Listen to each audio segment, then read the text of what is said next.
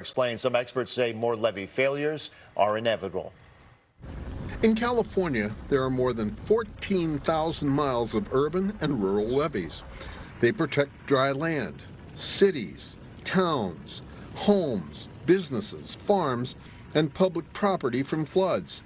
Levees also convey 2/3 of California's drinking water. And on average, they are 57 years old. And many of them were built using standards less rigorous than our current best engineering practices. Levees protecting critical infrastructure and population centers have been improved, but that's a very small number of levees. By and large, of the thousands of miles of levees we have in California, they're mounds of dirt. Right now, delta waters are very high and will remain so through the snowmelt.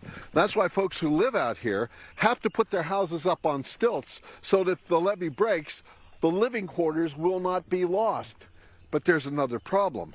Not all homes are up on stilts, and these homes are at risk of becoming submarines.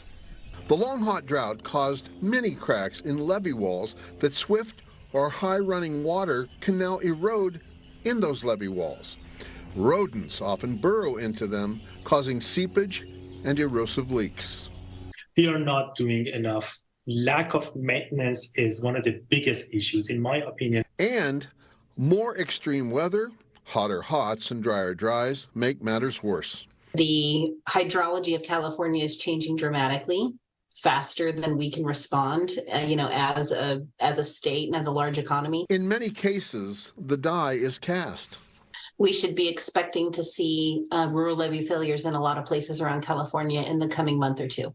Made brittle by drought and now eroded by high-pressure flows, what else could go wrong? A future earthquake can cause actual collapse and failure. Airports, including Bay Area airports, are already building fortress wall levees because the other wild card is sea level rise, and airliners are not seaplanes. Tom Bakar, KTVU, Fox 2 News.